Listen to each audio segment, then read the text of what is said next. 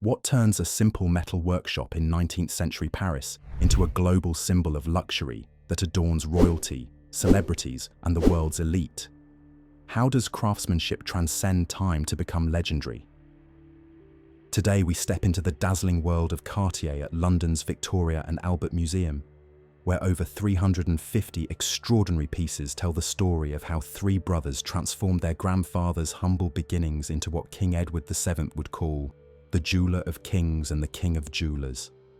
From Princess Margaret's rose brooch to Grace Kelly's engagement ring, from the mysterious floating hands of the Model A clock to the avant-garde crash watch inspired by a car accident, each piece carries not just extraordinary beauty, but a story that shaped history. The Cartier Journey. The story of Cartier begins in 1847 during the tumultuous aftermath of the French Revolution. While Paris was still finding its footing after years of political upheaval, a young apprentice named Louis-François Cartier was about to plant the seeds of a luxury empire. Born into a family of gunpowder makers in 1819, Louis-François craved formal education, but never had the chance to pursue it.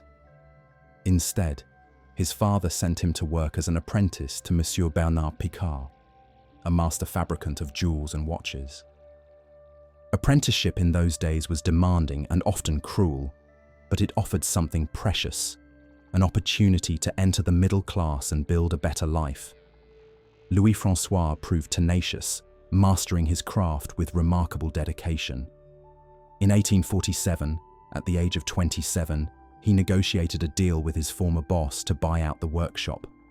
His first strategic move was to register his unique maker's mark on April 17, 1847. Distinguishing himself from Picard. Yet he was shrewd enough to capitalize on his master's reputation, listing himself in the Paris Almanac as the successor to Monsieur Picard within a year. But timing wasn't on his side. Just 1 year after opening his business, Paris erupted in another revolution. For the next 4 years, the city was in chaos. The jewelry market collapsed, and Louis-François was forced to close his shop. Fortune finally smiled on Cartier in 1853 when Napoleon III came to power. The new emperor was determined to return France to its former glory, strengthening the economy, establishing trade agreements, and rebuilding central Paris to encourage innovation and commercial expansion. Sensing opportunity, Louis-François made a pivotal decision. He moved his shop to the fashionable neighborhood near Palais Royal, where the elite of French society shopped for luxury goods. His goal was to sell directly to high-end clients and build his network among the aristocracy. To stand out in this competitive environment, Louis-François deployed a two-pronged strategy. First, he expanded his offerings beyond jewelry to include silver tea sets and decorative items that would attract more customers through his doors. Second, he prioritized exceptional customer service, treating every visitor with the utmost respect regardless of their status. The strategy paid off when the Countess of Nieuwerkerk became a regular customer, purchasing over 50 pieces in just 3 years. Her presence at esteemed events wearing Cartier pieces caught the attention of Princess Mathilde Bonaparte, Napoleon's niece, opening doors to the highest echelons of society. In 1874, Louis-François' son Alfred took over the business, moving it to the prestigious Rue de la Paix in the jewelry district of Paris. Alfred had inherited his father's business acumen and vision for expansion. But it was Alfred's 3 sons, Louis, Pierre, and Jacques, who would truly transform Cartier into a global powerhouse. Louis remained in Paris to continue building the brand at home, while his brothers established branches in London and New York, creating the foundation for Cartier's international presence. Louis Cartier's revolutionary ideas, such as using platinum in jewelry when gold was the standard, earned Cartier the ultimate endorsement when King Edward VII declared them the jeweler of kings and the king of jewelers. Innovation continued when Louis's friend Alberto Santos Dumont, a celebrated Brazilian aviator, commissioned a watch to wear while piloting his aircraft. Santos Dumont's celebrity status made the wrist-worn watch, uncommon at the time, a must-have fashion accessory among men. By the early 20th century, Cartier had established itself as more than just a jewelry house. It had become a symbol of innovation, craftsmanship, and luxury that transcended borders. The foundation laid by Louis-François had grown into an international empire built on three core principles that continue to define Cartier today: uncompromising quality, distinctive branding, and extraordinary customer service. Today, Cartier operates around 300 boutiques worldwide, employs over 10,000 people of 90 nationalities, and has a brand value exceeding $10 billion. From a humble workshop in revolutionary Paris to a global luxury icon, Cartier's journey embodies the power of vision, craftsmanship, and unwavering commitment to excellence. Royal connections. For nearly 2 centuries, Cartier has been inextricably linked with royalty around the world. The relationship between crowns and Cartier has been so profound that the jeweler received royal warrants from courts across Europe and beyond. Perhaps no royal connection is more significant than Cartier's relationship with the British royal family. One of the most extraordinary pieces on display at the Fionnay exhibition is the Williamson pink diamond brooch, created for Queen Elizabeth II in 1953. The centerpiece of this magnificent creation is the 23.6-carat Williamson pink diamond, one of the rarest gems in the world. It was discovered in Tanzania and presented to then Princess Elizabeth as a wedding gift by Canadian geologist Dr. John Thorburn Williamson. Cartier set this extraordinary stone in a jonquil-shaped platinum brooch surrounded by 203 white diamonds, creating a piece that Queen Elizabeth wore on numerous significant occasions throughout her reign. Another treasured royal piece in the exhibition is Princess Margaret's rose-clip brooch from 1938. This exquisite piece features a central diamond surrounded by diamond-set petals and emerald leaves. Princess Margaret wore this brooch to her sister's coronation in 1953, a moment captured in Cecil Beaton's iconic coronation portrait. The brooch exemplifies Cartier's naturalistic designs that were particularly popular in the 1930s and 1940s. The delicate craftsmanship required to create such lifelike petals demonstrates why Cartier was the jeweler of choice for the royal family. Also featured in the exhibition is Princess Anne's Cartier aquamarine pine flower tiara, a stunning piece that showcases Cartier's ability to work with colored gemstones. Created in the 1970s, this tiara features aquamarines set in a distinctive floral design that Princess Anne has worn to numerous state occasions. The Cartier India tiara from the 1920s represents another fascinating chapter in Cartier's royal connections. This piece exemplifies the Maison's fascination with Indian motifs during the Art Deco period. The tiara features a stunning array of diamonds set in platinum with distinctive architectural elements inspired by Indian temples and palaces. Across the English Channel, Cartier's royal connections extended to Monaco, where Prince Rainier III presented Grace Kelly with a stunning 10.48-carat emerald-cut diamond engagement ring in 1956. The ring, which appears in her final film, High Society, became one of the most famous engagement rings in history and cemented Cartier's reputation for creating jewelry worthy of fairy tale romances. Princess Grace also wore the Cartier Bain de Mer tiara, a wedding gift from the Société des Bains de Mer, which operates Monaco's casino. This platinum and diamond tiara, featuring 3 detachable floral brooches, exemplifies Cartier's versatile designs that could be worn in multiple ways. Perhaps no royal client was more devoted to Cartier than Wallis Simpson, the Duchess of Windsor. Her collection of Cartier pieces was legendary, including the famous flamingo brooch commissioned in 1940. The brooch, set with rubies, sapphires, emeralds, and diamonds, showcases Cartier's mastery of colored stones and 3-dimensional design. The Duchess was photographed wearing this piece numerous times, making it one of her signature jewels. Even more iconic is the Duchess's Panthère bracelet from 1952. This piece features a fully articulated panther crafted in gold and black enamel, crouching atop a 152.35 carat emerald cabochon. The panther's spots are created with onyx, and its eyes are paved with yellow diamonds. This bracelet represents the pinnacle of Cartier's panther motif, which would become one of the house's most recognizable symbols. The Duchess of Windsor's patronage helped establish the panther as a Cartier icon that continues to inspire designs today.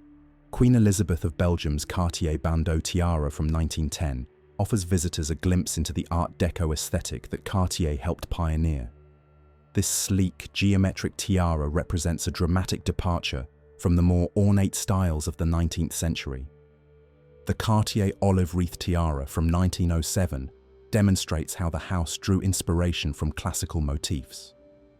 Created during the Belle Époque period, this delicate diamond tiara features olive leaves and berries, symbols of peace and prosperity in ancient Greece. Throughout the 20th and 21st centuries, Cartier pieces have adorned royalty at coronations, weddings, state banquets, and other historic occasions. These jewels have become part of the visual language of monarchy, symbols of continuity and tradition in changing times. Today, younger generations of royals continue to wear Cartier, ensuring that this remarkable relationship between the jewellery house and the world's royal families endures into the future.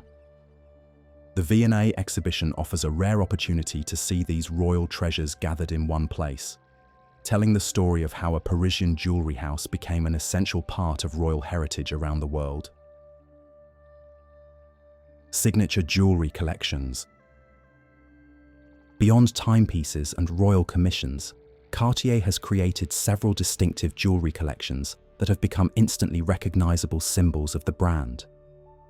These signature pieces represent Cartier's ability to create designs that transcend trends and remain relevant across generations. One of Cartier's most enduring creations is the Trinity ring, introduced in 1924.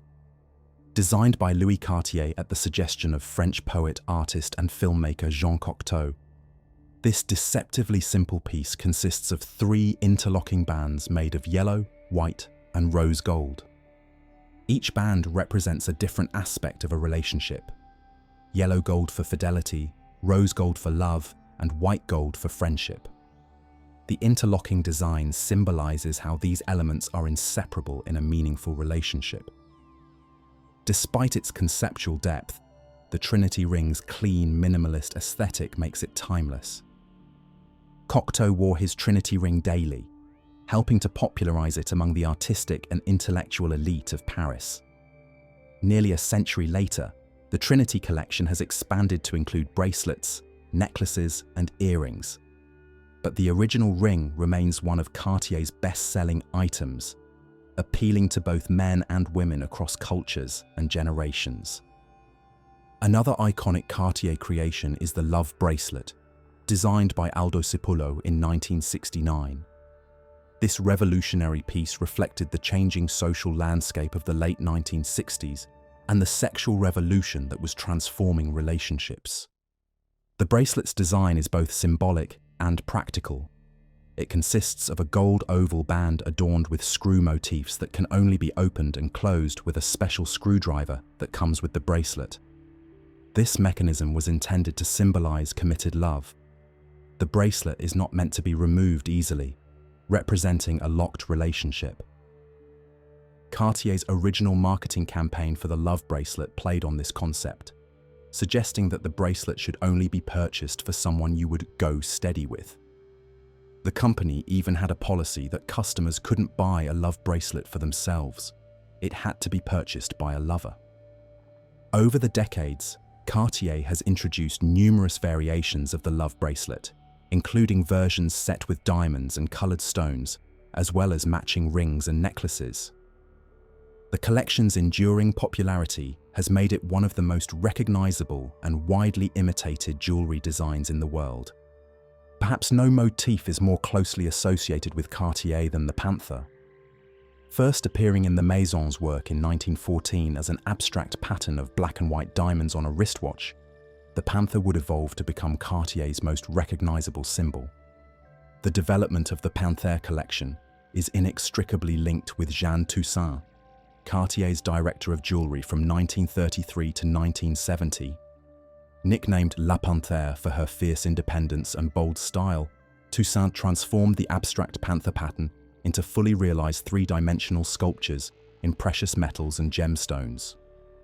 Under Toussaint's direction, Cartier created the first three-dimensional panther piece in 1948, a brooch commissioned by the Duke of Windsor for his wife. The panther, crafted in yellow gold with black enamel spots, perches atop a 116.74 carat emerald cabochon from Kashmir. The craftsmanship required to create these panther pieces was extraordinary. Artisans studied the anatomy and movement of real panthers to capture their essence in metal and stones.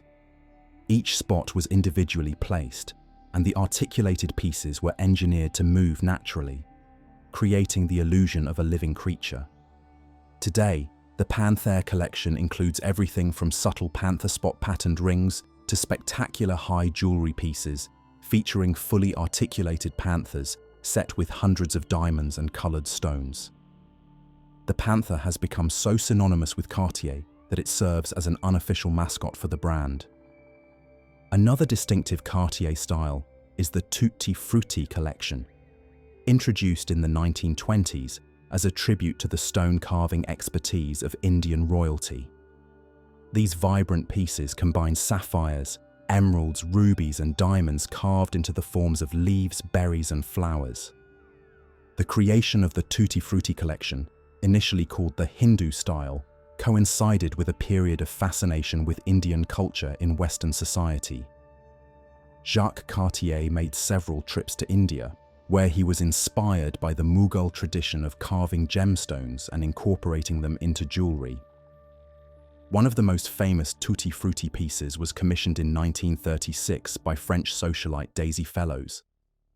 Her spectacular necklace, originally named the Collier Hindu, featured an array of carved emeralds, rubies, and sapphires set in platinum with diamonds. The piece exemplifies the joyful, colourful aesthetic that makes Tutti Frutti designs instantly recognisable. Bib necklaces have been synonymous with Cartier throughout its history. For the house's 100th anniversary in 1947, an exhibition in Rue de la Paix featured bib necklaces of Egyptian or Indian inspiration. The amethyst bib necklace commissioned that same year for Wallis Simpson, the Duchess of Windsor, features 28 faceted amethysts, including an oval and a heart shape, with diamonds, gold, and turquoise cabochons adorning throughout. This spectacular piece demonstrates Cartier's ability to work with coloured gemstones, creating dramatic compositions that frame the wearer's face and décolletage. The bib style has remained a signature Cartier design, reinterpreted through the decades in various materials and colour combinations. In the early 1980s, Cartier introduced thematic collections that highlighted the Maison's heritage and creativity. In 1988, the house presented the double-headed tiger bangle as part of the Nouvelle Joaillerie collection. Made entirely of yellow gold with black lacquer stripes, this bold piece was designed to be worn throughout the day, regardless of the occasion. The double tiger head bracelet exemplifies Cartier's approach to animal motifs beyond the panther. Each tiger head is meticulously crafted with emerald eyes and onyx-striped gold, showcasing the house's attention to naturalistic detail. One of the most spectacular pieces in Cartier's modern history is the Eternity necklace, famously worn by British supermodel Naomi Campbell at a Cartier dinner in 1998. The centerpiece of this platinum serpent necklace is two pear-shaped emeralds, each weighing about 200 carats, originating from the Chivor mine in Colombia. In 1994, a remarkable 2,500-carat emerald stone was transformed into 5 unique gems, which were later acquired by Cartier. 2 became the centerpiece of the Eternity necklace, while the remaining 3 were sculpted into cushion shapes and adorned the rest of the white gold necklace. This piece represents Cartier's continuing commitment to creating spectacular high jewellery that pushes the boundaries of design and craftsmanship. The V&A exhibition brings together these iconic collections, allowing visitors to trace the evolution of Cartier's distinctive design language across more than a century. From the mathematical precision of the Trinity ring to the wild abandon of the Panthère, these signature pieces reveal how Cartier has consistently created jewelry that transcends its material value to become cultural touchstones. Iconic timepieces. While Cartier is renowned for its spectacular jewelry, the Maison's contributions to horology have been equally revolutionary. The V&A exhibition dedicates an entire section to Cartier's iconic timepieces, which have redefined watchmaking over the past century. Our journey through Cartier's horological innovations begins in 1904 with the Santos watch. At that time, wristwatches were considered feminine accessories, with men preferring pocket watches. However, Brazilian aviator Alberto Santos Dumont, a close friend of Louis Cartier, faced a practical problem. He needed to check the time while flying his aircraft, but couldn't easily access a pocket watch mid-flight. Louis Cartier responded by creating a flat wristwatch with a square face and exposed screws that could be worn during flight.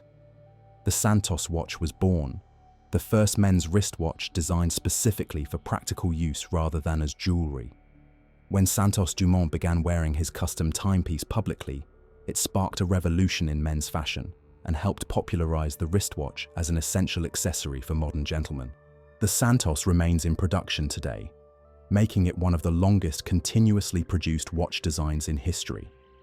Its distinctive square case with visible screws has become an instantly recognizable Cartier signature, demonstrating how functional design can transcend its original purpose to become a timeless style statement. Perhaps even more iconic is the Cartier tank watch, introduced in 1917.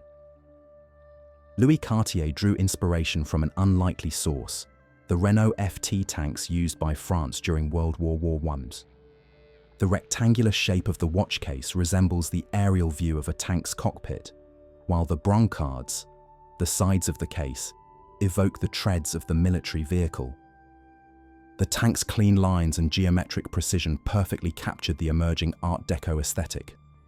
Its elegant Roman numerals, railway minute track, and blue sword-shaped hands established a design language that Cartier continues to use today. The tank quickly became a favorite among cultural icons. Jackie Kennedy wore a tank, as did Princess Diana. Andy Warhol famously said of his tank, "I don't wear it to tell the time. I wear a tank watch because it's the watch to wear." This sentiment captures how Cartier timepieces transcend their functional purpose to become cultural symbols.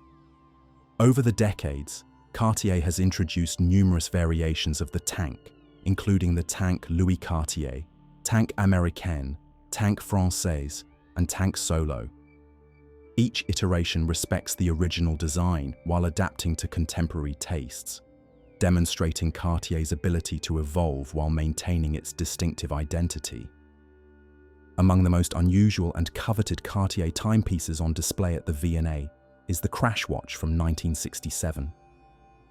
Created in London under the direction of Jacques Cartier and artisan Rupert Emerson, the Crash features a surrealist melted appearance that defies conventional watchmaking aesthetics.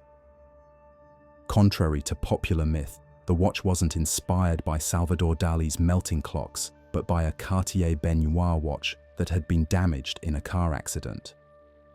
When a client brought in the warped timepiece, the distorted shape inspired Cartier's designers to create an entirely new model that embraced asymmetry and challenged traditional notions of luxury watchmaking. The Crash has become one of the rarest and most sought-after vintage watches in the world. In recent years, original Crash watches have sold at auction for over $1.5 million, reflecting both their scarcity and their importance in horological history as one of the first truly avant-garde watch designs. Perhaps the most magical of Cartier's timepieces is the Model A mystery clock, first created in 1914. These extraordinary objects appear to defy the laws of physics, with hands that seem to float in space, unconnected to any visible mechanism. The secret lies in two transparent crystal discs with serrated edges. The hour hand is fixed to one disc, the minute hand to another. These discs are driven by gears hidden in the clock's frame, creating the illusion that the hands are floating in mid-air. Each mystery clock required the collaboration of multiple craftsmen, including clockmakers, jewelers, goldsmiths, and lapidaries, taking up to a year to complete. Cartier created mystery clocks in various themes, including Chinese, Egyptian, and Art Deco styles. These weren't merely timekeeping devices, but objets d'art that showcased Cartier's technical ingenuity and artistic vision. Today, they remain among the most coveted collector's items in the world of horology. Conclusion. The journey from Louis-François Cartier's humble beginnings to today's global luxury powerhouse spans nearly 2 centuries, yet certain principles have remained constant: uncompromising quality, distinctive design, and exceptional customer service. These values have allowed Cartier to weather wars, revolutions, economic depressions, and changing tastes while maintaining its position at the pinnacle of luxury. What makes Cartier truly remarkable is how it balances tradition and innovation. The same techniques used to create jewellery for European royalty in the 19th century are still practiced in Cartier's workshops today, passed down through generations of master craftspeople. Yet the Maison has never been afraid to embrace new ideas, materials, and technologies that push the boundaries of what's possible. The V&A exhibition offers a rare opportunity to see these extraordinary pieces gathered in one place, telling the story of not just a luxury brand, but of the cultural, artistic, and social forces that have shaped our world over the past 175 years. Each piece is a time capsule, capturing the spirit of its era while remaining timeless in its beauty. If you've enjoyed this video, please take a moment to like this video and subscribe to the Behind the Gift channel for more in-depth looks at the fascinating stories behind the world's most extraordinary jewellery.